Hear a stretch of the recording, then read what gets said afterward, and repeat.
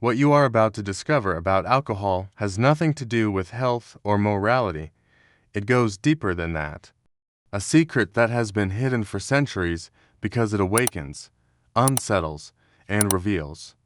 Stay until the end to understand how this substance fragments your soul and alters your energy. For centuries, alcohol has been dressed in the clothing of celebration, social bonding, and escape. It has been granted the power to liberate, disinhibit, and relax. But the truth few dare to face is that this substance, far from expanding consciousness, fragments it. What we call fun is often just anesthesia in disguise, a system mechanism designed to keep people disconnected from themselves. It is not just a liquid that intoxicates, it is a tool that cuts the thread between body, mind, and soul. The etymological root of the word alcohol comes from alcohol, an Arabic term referring to a powder used by alchemists to separate essence from matter, and that is exactly what it continues to do today. Separate the essence of being. Each drink disconnects a little more. It dims lucidity. It shuts down vital energy. It weakens willpower. This is not merely a physical impact. It is a subtle operation that disturbs discernment, alters the vibration of the energetic field, and blocks the connection with higher planes of consciousness. In many spiritual traditions, alcohol was never considered an ally of inner growth. The Quran defines it as the work of deviation. Buddhism points to it as a veil that obstructs awakening. In Hinduism, its presence is incompatible with the purification of body and soul. In authentic shamanic practices, it was never a channel to elevated spirits. On the contrary, it is an open door to dense entities, to invisible influences that feed on apathy, fear, pain, and anger. The human body is not just flesh and bones. It is also energy, vibration, frequency, and when that frequency drops, as it does with alcohol consumption, the auric field weakens. Energy stagnates, the soul withdraws, dense emotions take over the inner space. What should be awareness becomes confusion. What should be self-control turns into impulsivity.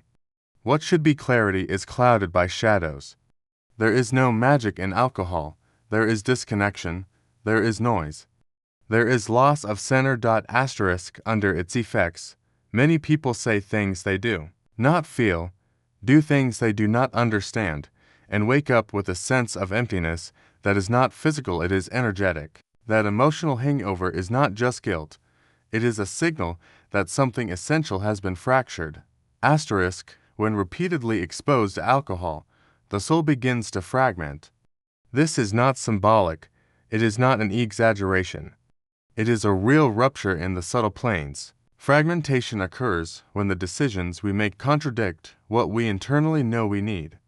Each episode of intoxication does not only dull the mind, it cuts communication with the higher self, weakens energetic integrity, and breaks coherence between thought, emotion, and action. This is why many long-term alcohol users describe a constant sense of emptiness, as if they had lost something vital they can no longer recover.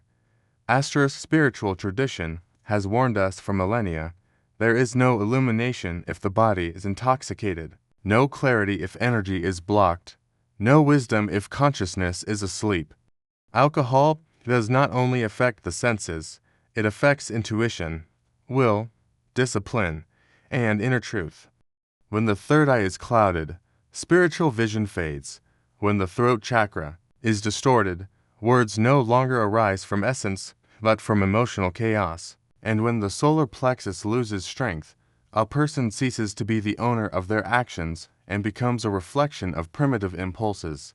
Vital energy disperses. Vibrational frequency becomes polluted. The aura loses coherence. What remains is an energetic field full of cracks where external emotions can enter and take control. This is why many people feel anxiety, irritability, or sadness after drinking, without knowing why. These are not simple mood drops, they are resonances. When vibration lowers, experiences and energies of the same frequency are attracted. The law of attraction does not operate from conscious desire. It operates from the true vibration of the internal field.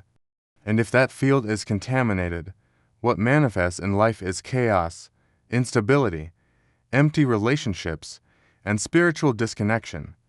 What seemed like freedom becomes an energetic prison. Alcohol does not liberate, alcohol numbs. And while the mind disconnects, the soul retreats. Over time, this internal distance becomes normal. Sensitivity to the sacred fades. Intuition weakens, the inner voice goes silent. There is no guidance, only noise, anxiety, and saturation. The spirit, once central, becomes an echo. For those who have lived for years within the cycle of consumption, leaving that state is not only a physical decision, it is an act of energetic recovery.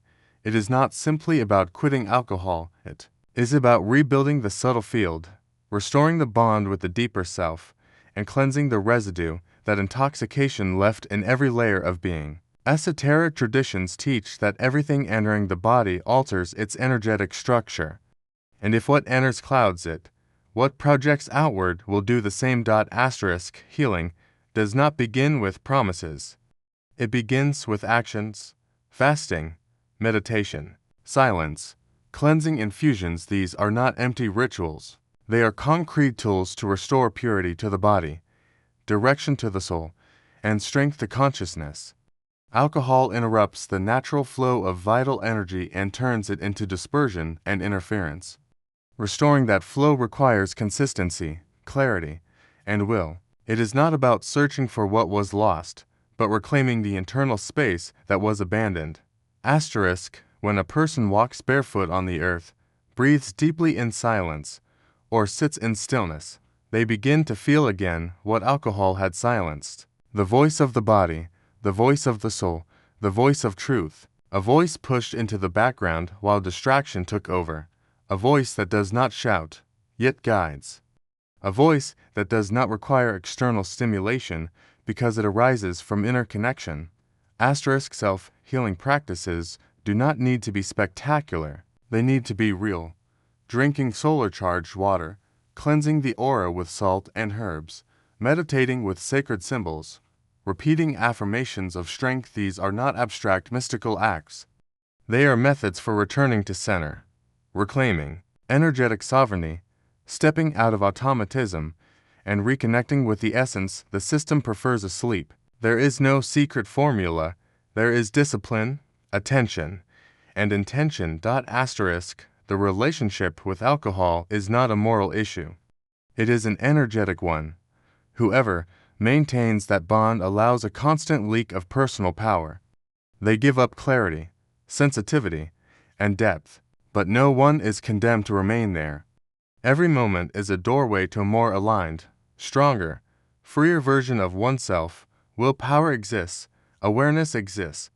The inner fire never disappears, it is only covered. And when the channel is cleared, boundaries are strengthened, and presence is chosen over escape, something changes. Not outside, inside.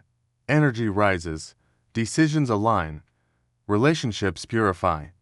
What was once disconnection becomes direction. Chaos turns into fertile silence. Noise becomes clarity. It is not punishment. It is not renunciation. It is recovery. It is returning to the body. It is listening to the soul again. It is vibrating at the true frequency of purpose. If this content shook you, do not ignore it. Like the video, subscribe, and activate the notification bell. Comment with your thoughts. Share it with those who need to hear it, and explore our other videos. What's coming will continue to awaken you. See you next time.